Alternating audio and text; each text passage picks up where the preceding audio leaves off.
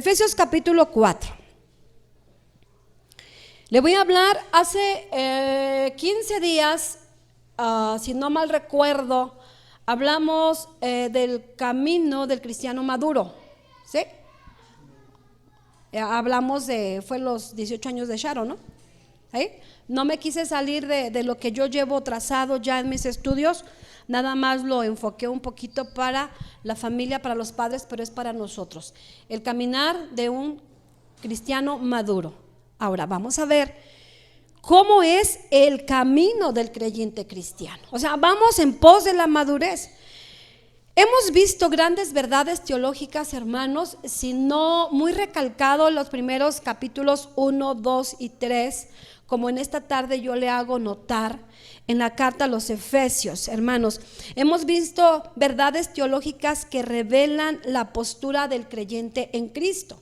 Verdades que nos muestran a nosotros la parte hermosa, la parte celestial, y Pablo nos habla de las bendiciones espirituales que tenemos en Cristo Jesús.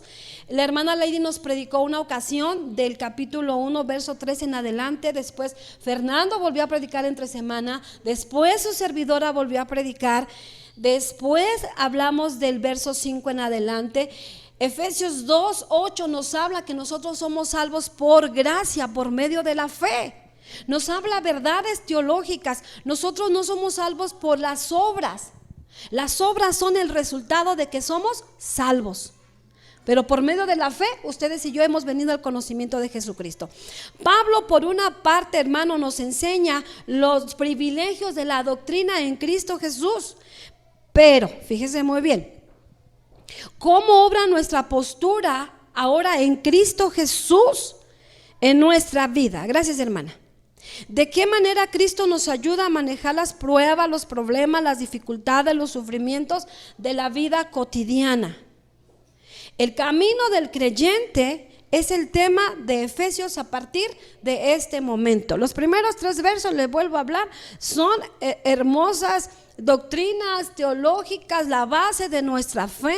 Le vuelvo a repetir, tenemos bendiciones espirituales en Cristo Jesús. Pero a partir de hoy, el apóstol Pablo nos habla, hermano, cómo vamos a vivir esas verdades que nos han sido enseñadas. Algo decían ustedes en la enseñanza dominical, algo muy hermoso. Procuramos predicar la palabra del Señor. Pablo nos habla de la enseñanza que es esencial para nuestra vida, para vivir una vida correcta. Pero a partir del capítulo 4, hermanos, a partir de ahí nos habla cómo debe caminar el creyente cristiano en Jesucristo. Y es que es aquí en este punto donde muchos cristianos nos atoramos. ¿Por qué? Porque a todos nos gusta que nos digan Dios es amor, y todos decimos amén. Dios es misericordioso. Tú pide lo que quieras al Padre en el nombre de Jesús y Él te lo dará. Amén. Tú busca de Dios y Él te va a dar la respuesta. Amén. Pero nosotros tenemos una responsabilidad. ¿Cómo voy a caminar yo en ese camino cristiano que ya ha sido trazado? Pablo dice esto, verso 1: yo pues, preso en el Señor. Y Pablo, hermano, físicamente estaba preso. Él estaba preso en Roma. Y él dice, yo pues preso en el Señor, y hace una rogativa. Les ruego, ya te enseñé la doctrina básica, ya te enseñé que tenemos bendiciones espirituales en Cristo, yo ya te enseñé que por gracia eres salvo. Ahora te ruego, te suplico, te imploro que camines de una manera especial. Y a partir de este verso vemos cómo debemos caminar los cristianos. Pero me regreso con Pablo, preso en el Señor.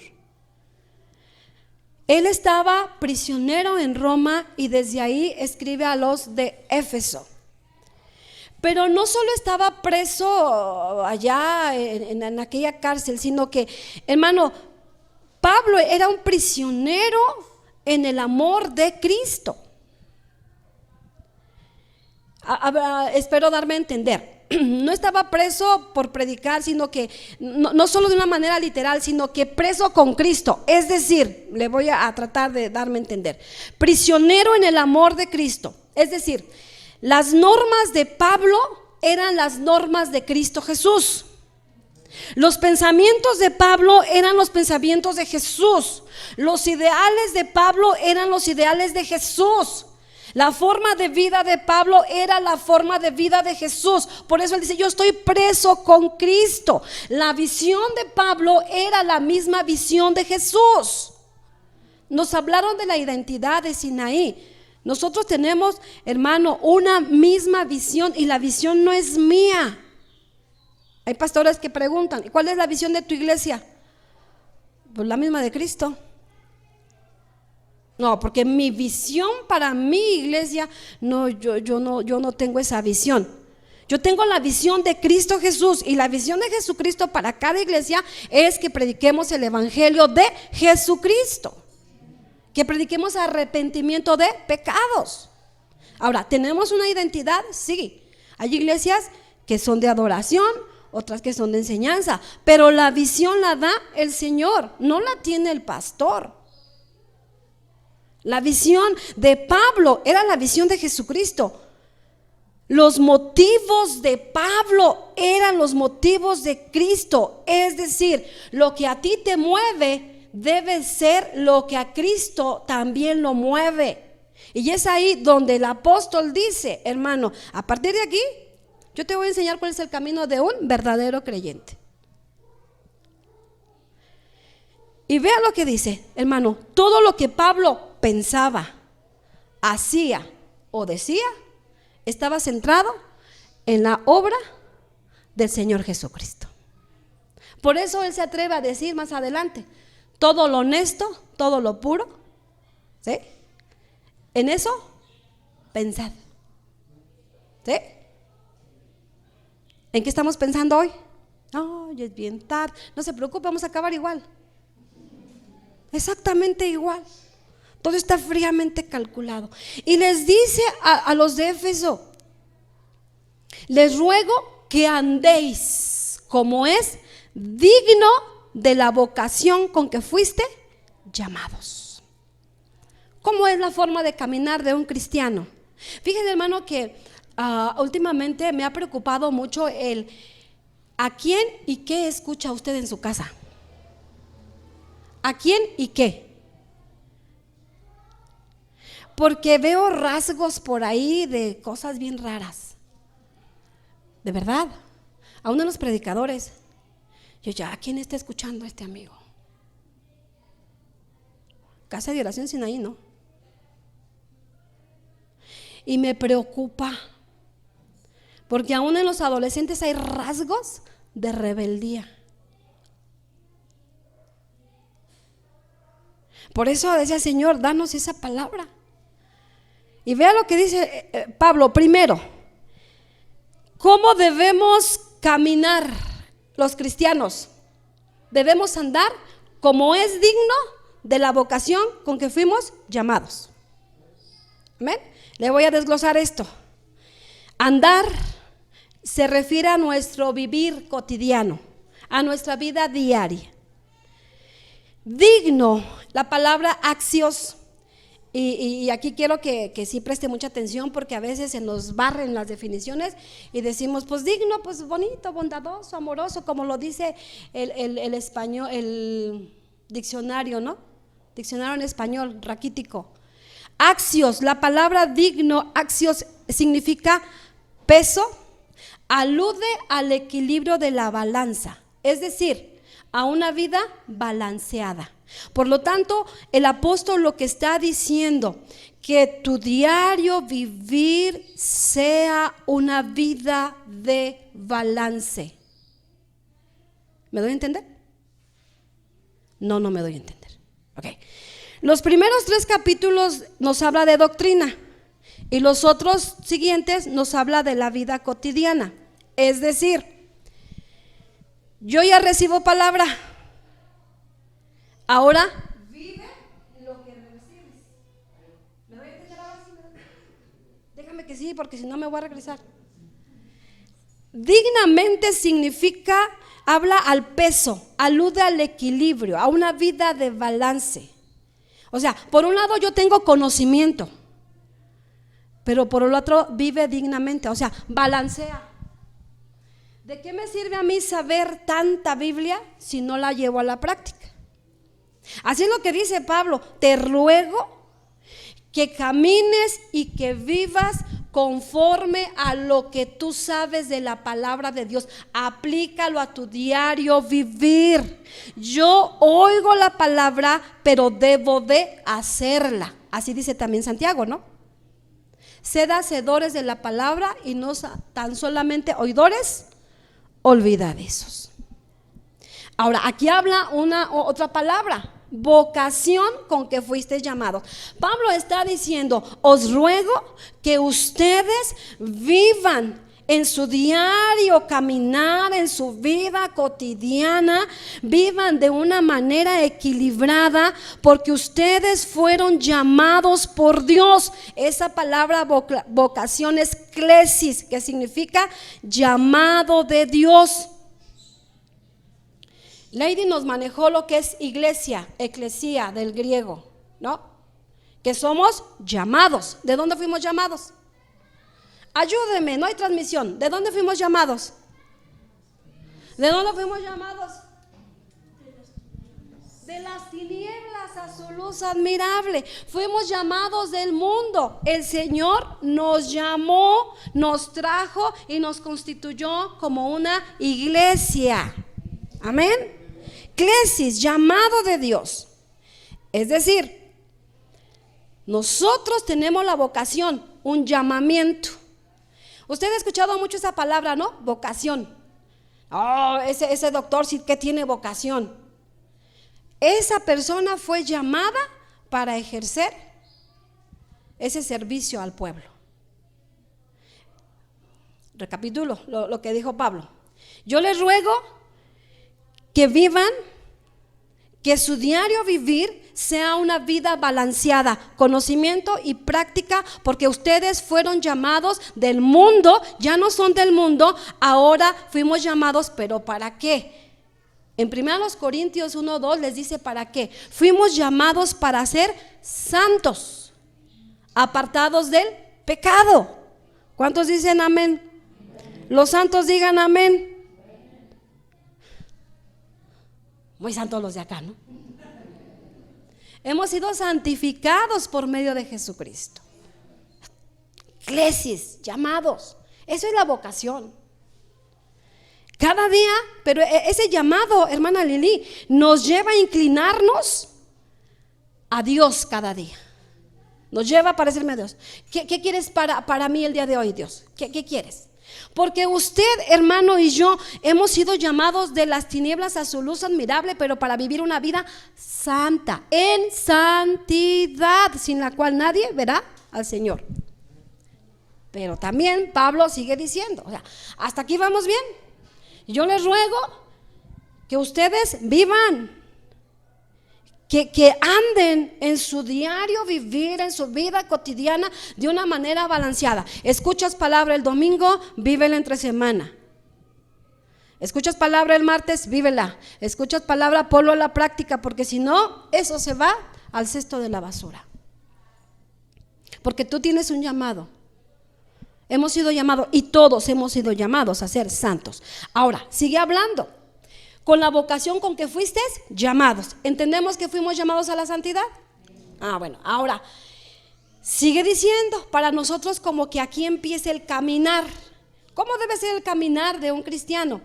Con toda humildad y ¿qué más? Mansedumbre. Hasta ahí nos vamos a detener. Pedro también nos dice que nosotros fuimos llamados a la humildad y a la mansedumbre. ¿Qué significa la humildad? La humildad no significa que vistamos harapos. La humildad no quiere decir que traigamos así y ni nos peinemos y ni nos bañemos y digamos, ay, qué humilde es esa persona.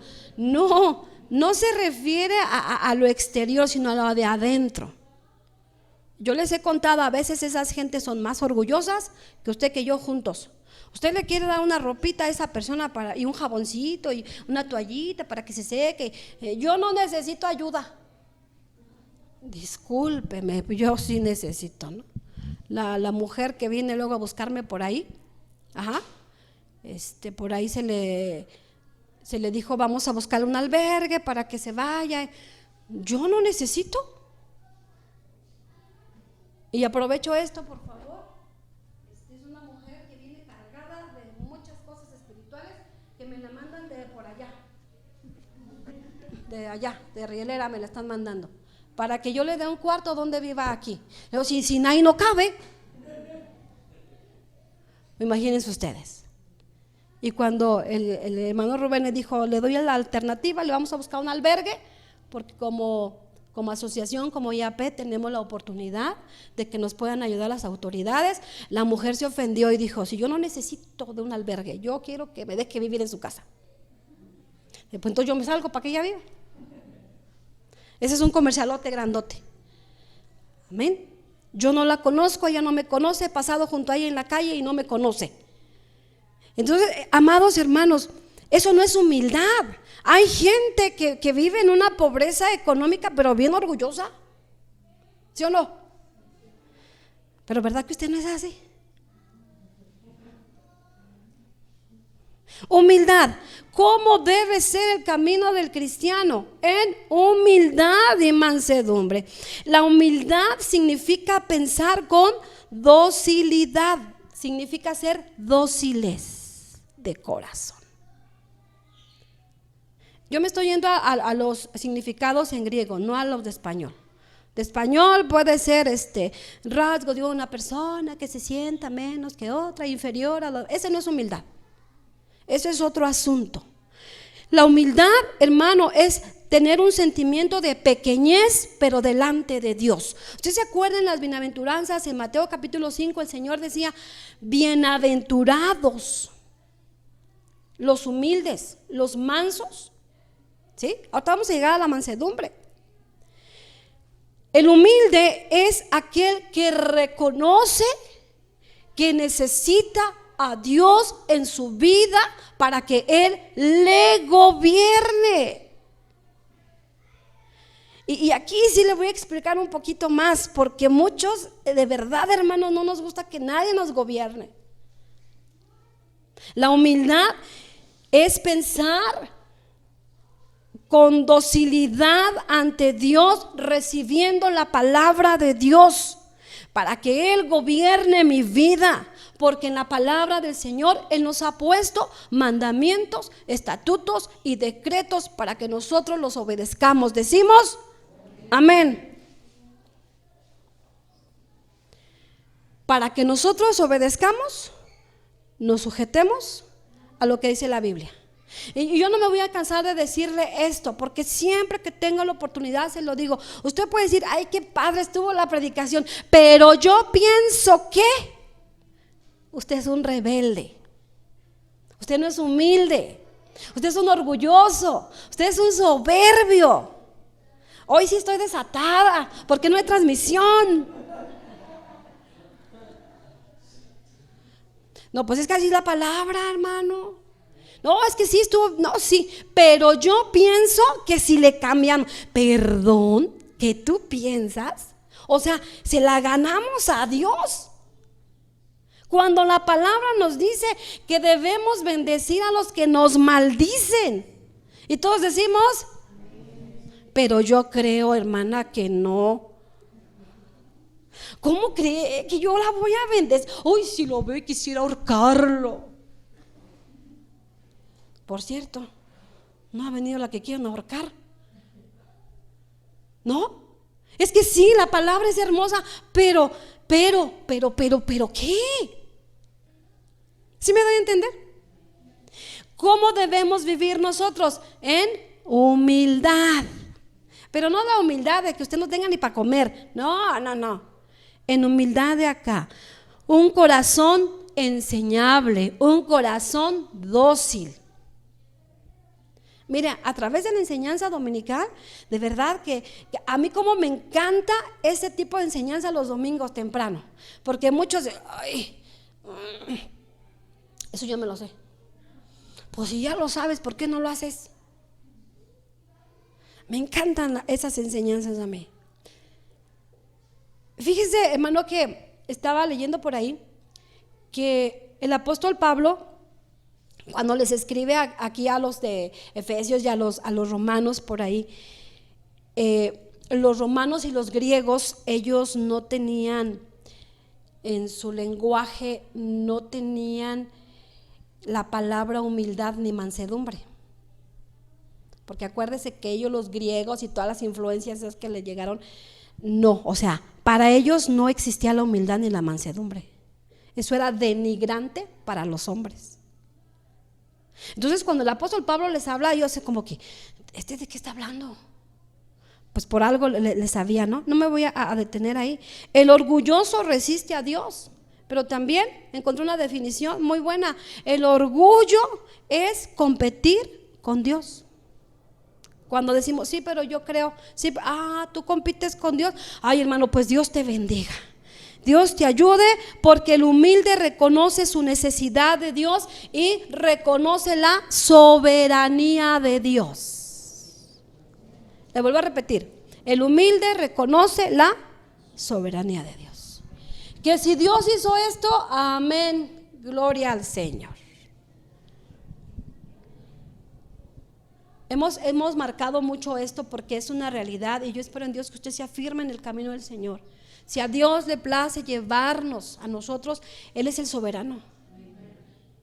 Amén. Hace unos días falleció un pastor muy amado por nosotros, un maestro de un instituto, muy amado por muchos, por su ejemplo, por su humildad. El hermano falleció de su hígado hecho pedacitos, el pobrecito, porque era un pastor. Todo se comía el pobre, todo se comía. ¿Verdad que ustedes no quieren que me muera del hígado? Todo lo voy a sacar, todo lo voy a sacar. No se crea. Pero cuando platicamos de este hermano, decíamos, es que era tan noble ese hermano, se comía todos los corajes, todo se comía el pobre hombre, pero ya estaba tan mal, que más de 2 veces ya se iba. ¿Y qué cree que sea la familia? No te lo lleves, Dios, tú lo puedes sanar. Ay, hermano, la soberanía de Dios es aceptar su perfecta y santa voluntad para cuando Él diga, nos vamos, decimos amén. Ay, váyanse los que dicen amén, hermana, yo no. Debemos aceptar la soberanía de Dios. Si Él nos da, gloria a Dios. Si no nos da, gloria a Dios. Amén. El humilde se deja moldear, porque la humildad es la virtud de someterse a Dios y a su palabra. Muchos se acercan y me dicen, pastora, cuando usted me vea mal, usted corríjame, usted dígame. Y cuando uno empieza, sí, yo lo sé, sí, ya sé, ni me dejan terminar. Yo, pues ya lo sabes, si el mismo Dios te lo está diciendo y no lo obedeces, pues menos a mí. ¿Cuáles son los resultados de la humildad? Es que somos bendecidos por Dios. ¿Por qué? Dice que Dios da gracia a los humildes. ¿Y qué es eso de gracia? Dones, regalos, favores inmerecidos. Amén. Porque el humilde sabe reconocer cuando le falla a Dios. Dicen amén los humildes. La humildad te permite ver tu misma condición. ¿Sí o no? ¿Cómo está hoy en el nivel de humildad?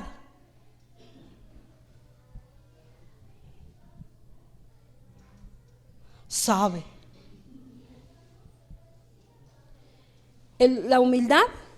Por eso el apóstol dice, yo les ruego que anden como dignos. Fuimos llamados a la santidad, pero anden con humildad, o sea, reconozcan cuando fallan, reconozcan sus pecados, pero somos bien adánicos. Pecamos y ¿a quién le echamos la culpa? A la serpiente, dice acá la hermana Mónica. Al marido culpamos, y el marido a la mujer. Es que mi mujer, si usted supiera, ni quiere venir a la iglesia. Yo le he dicho muchas cosas. Si su señora no quiere venir a la iglesia, que no venga. Usted véngase. Porque la mujer no quiere venir a la iglesia, ¿usted se va a perder? Si se quiere perder, que se pierda. Yo estoy hablando a gente aquí madura. Nada más hay un alma nueva. Ay, va a decir, ay, esta señora predica bien duro. Cristo la ama. Y Dios la va a ayudar con su marido también. Pero a veces el esposo también, ay, es que llego bien cansado. Ay, hermanos, les decía el viernes que predicaba, ¿no? Creo que sí fue el viernes. Ay, pero para las películas de Netflix sí estamos bien prestos, ¿no? Las series que están bien buenas. Y se acaba el primer capítulo y decimos, ¿y qué seguirá? Tú déjale que corra, déjale que corra. Y dicen muchos que sí, dicen que sí. Yo me sorprendo mucho, hermanos, cuando me dicen, es que yo no tengo tiempo de estudiar la palabra. Ah, caray. O sea, ¿cuántos recorren más de 1 hora su trabajo? En pecero, metro, chimeco, lo que sea. Ok. ¿Cuántos van manejando? 1 hora, 40 minutos. Póngase una buena prédica y vaya escuchando. No sea como la pastora, que yo tengo que escuchar música porque si no me aprendo las canciones de enfrente. ¿Verdad que sí, familia? Es verdad, yo tengo una memoria que de verdad que absorbe lo malo. Ay, por favor, mira que ella se llamaba Marta y que se llamaba así. Si se la sabe, ¿verdad? Que la cantaba Napoleón. ¿Ya ve cómo si me las aprendo? Yo debo tener mi mente ocupada o retirarme pronto de esa bendita cocina para no aprenderme todas las canciones de enfrente. Yo estoy descubriendo mi corazón, hermano. Yo no crea que ay, ¿a poco usted también? Pues entonces yo me imagino usted en su chimeco ahí, ¿no?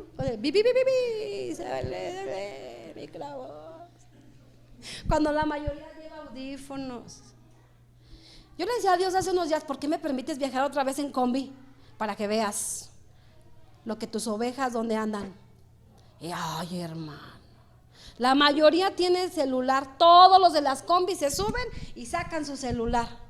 Y yo por miedosa pues no lo saco. Aleluya, yo voy orando. No, pero todos sus audífonos. Entonces eso me da pauta a que usted en el trayecto a donde usted vaya, usted sí puede escuchar palabra de Dios.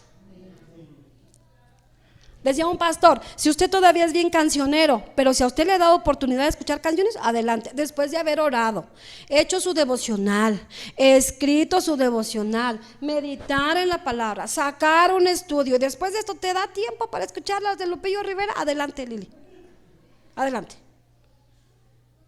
Lo demás, como decían por ahí, se tenía que decir. ¿Verdad que todo? Ahora sí está desatada la pastora. El humilde, hermano, la humildad nos permite ver nuestra condición. Diga conmigo, ¿pecador yo?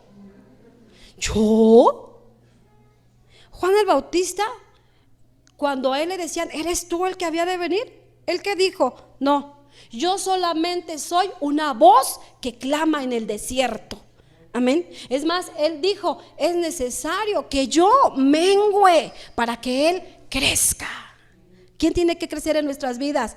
Cristo Jesús. Amén. ¿Vamos bien hasta aquí? La mansedumbre. Mansedumbre no es ni cobardía ni debilidad. Mansedumbre, de la palabra protés. Esto ya se los prediqué a Sinaí por lo menos hace 2 años. La definición de mansedumbre. Mansedumbre no significa ser tonto, hermanos, ni débil, no. Es tener un espíritu controlado. Le voy a recordar para qué se empleaba la palabra mansedumbre y a usted le va a dar risa. Y tampoco quiero que se vaya a ofender, ¿ok? ¿Verdad que no se va a ofender? Ok. La mansedumbre se usaba para los animales que eran domesticados y que se quería tener control de ellos para que no fueran salvajes. Por ejemplo, un caballo, ¿sí? Un caballo salvaje. Decían, hay que domarlo, hay que controlarlo. hay que darle mansedumbre a esta fiera salvaje. No le estoy diciendo a usted. No, para que la voluntad del animalito estuviera bajo el control del dueño. Eso era mansedumbre. Cuando, en otras palabras, cuando, yo no sé mucho de esto, hermanos, pero cuando el jinete se trepa al caballo y le jala la rienda, ¿no? Y le pega atrás, quiere decir que camine, pero le jala la rienda y frena. ¿Sí estoy bien? Anímeme porque yo no soy de caballos. Bueno, eso es mansedumbre, tener bien controlado, tenerlo bajo control a la voluntad del dueño. Yo le pregunto, ¿quién es su Señor? ¿Quién es su Señor? ¿Quién es su Señor? ¿Quién es su Señor? Pues ni Señor tenemos. ¿Quién es nuestro Señor? Cristo Jesús es mi Señor. Y Pablo dice, camina en humildad, pero también en mansedumbre. En otras palabras, déjate controlar por tu Señor. ¿Sí se entiende este concepto? ¿Está fuerte, ah? Dice una predicadora de jóvenes, sigue edad, se queda uno así. Que cuando el Señor te diga, habla, pero cuando el Señor te diga, cállate, ¿usted qué va a hacer?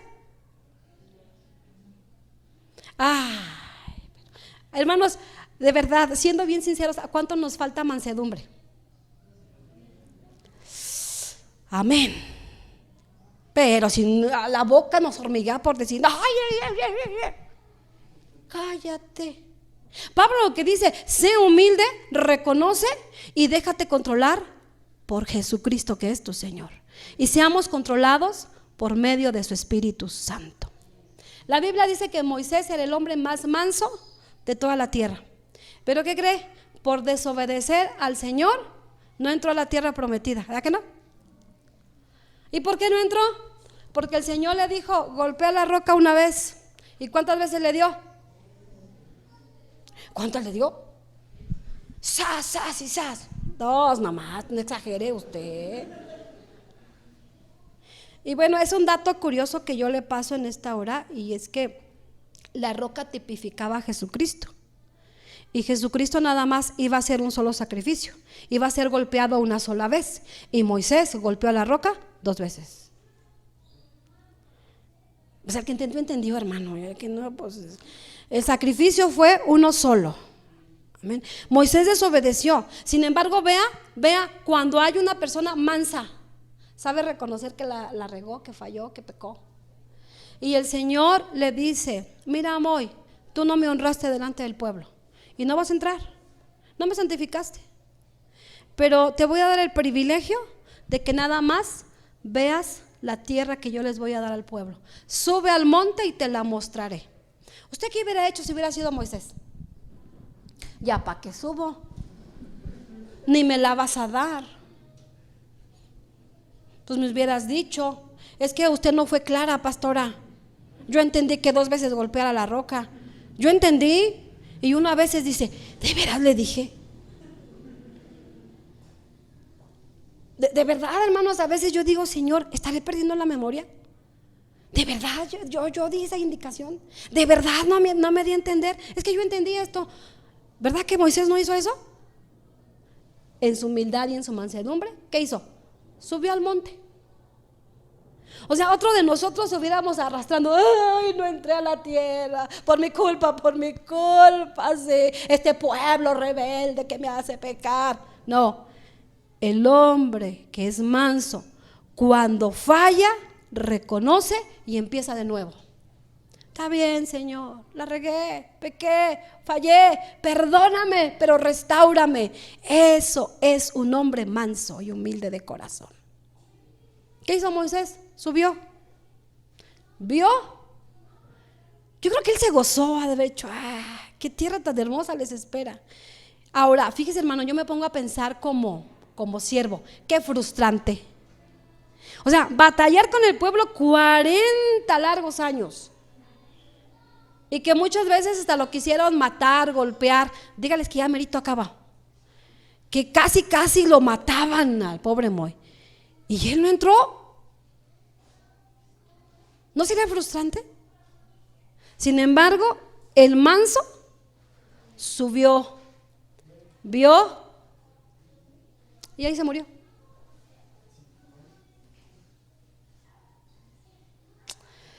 Ay, qué tristeza ya.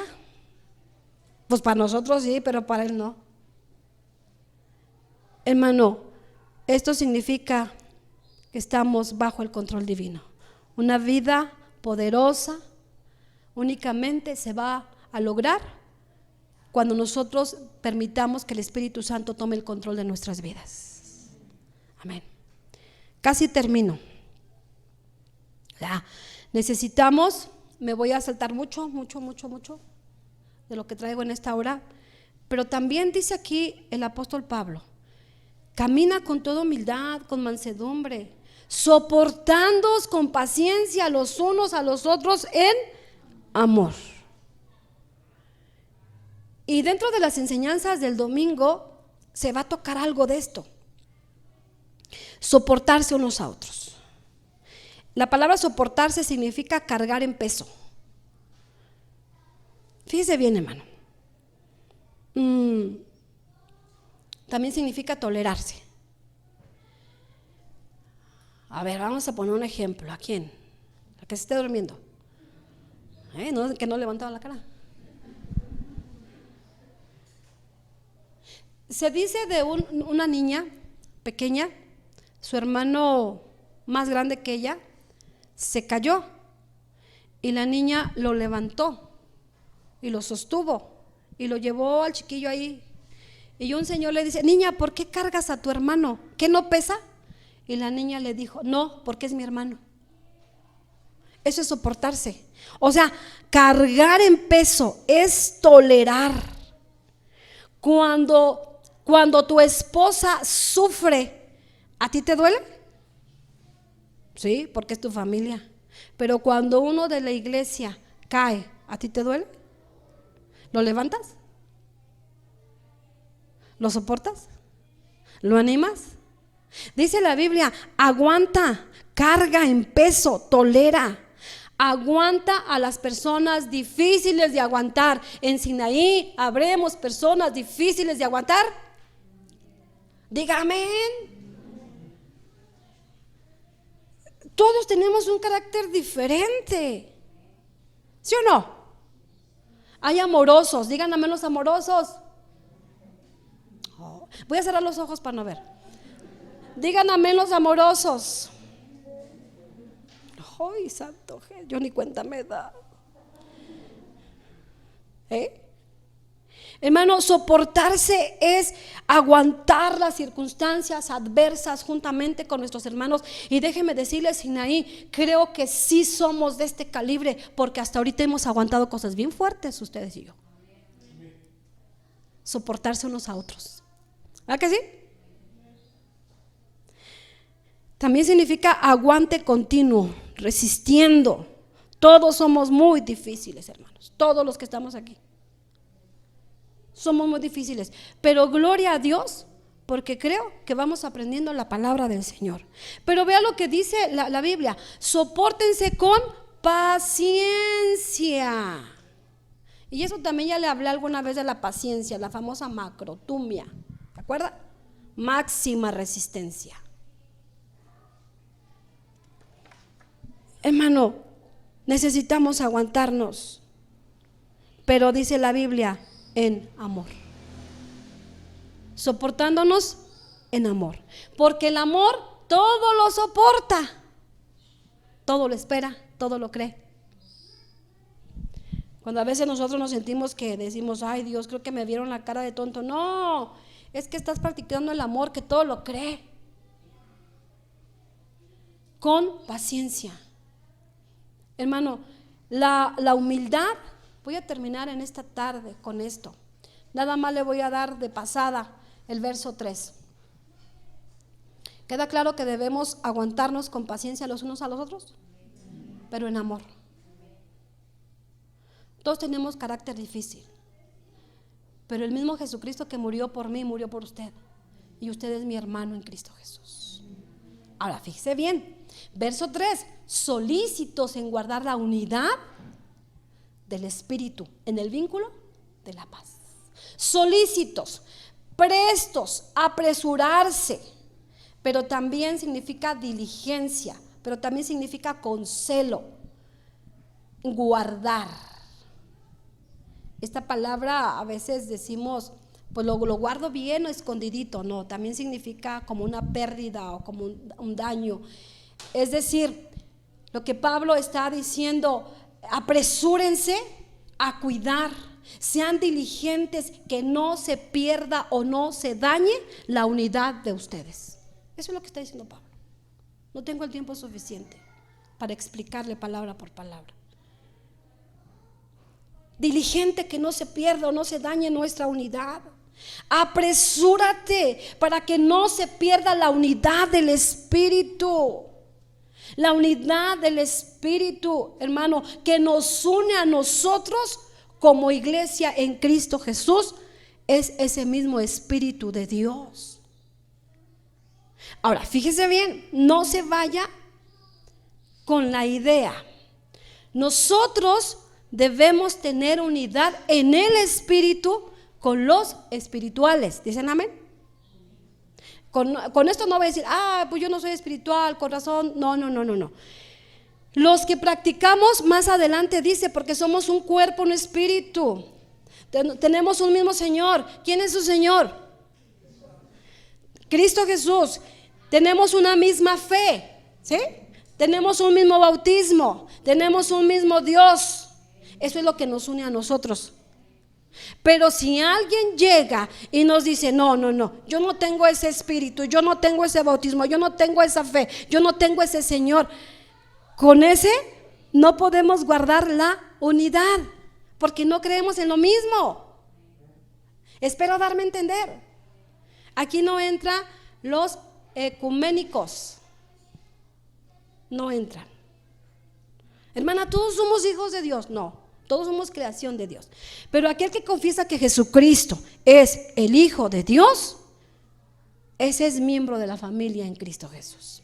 Aquel que ha pasado por la cruz de Jesucristo, aquel que le ha recibido como su único y suficiente Salvador, es, hermano, parte de la unidad del Espíritu. Amén.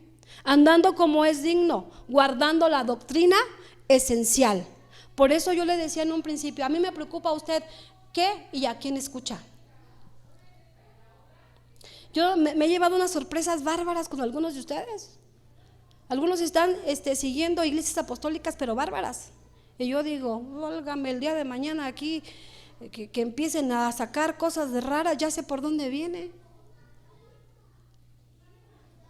Gracias a Dios, porque hermano, yo no conozco mucho de redes, pero el Espíritu Santo nos va guiando, y a veces decimos, válgame el Señor, ¿con qué eres seguidor de tal iglesia apostólica? Y me preocupa, hermano. ¿Sabe por qué? Porque necesitamos guardar la doctrina esencial. El orgullo rompe con la unidad de la iglesia, amados. Rompe la unidad del Espíritu. Somos cristianos que seguimos luchando con situaciones difíciles, con nuestras debilidades, ¿verdad que sí? La humildad genera mansedumbre, la mansedumbre, paciencia, y eso hace germinar el amor. Caminar en humildad, en mansedumbre, en paciencia, en amor, hermanos, nos va a ayudar a una vida cristiana sólida. El vínculo de la paz, para que vivamos todos en paz, porque tenemos un solo cuerpo, un solo Señor, una sola iglesia, que la formamos los redimidos con la sangre de Cristo Jesús. Termino. ¿Cómo es nuestro caminar? Vamos luchando, no se vaya a desanimar. No, pues yo soy bien enojón. La Biblia dice, airaos, pero no El Señor Jesús se enojó. O sea, sí enójate, pero no lastimes. Sí enójate, pero no peques.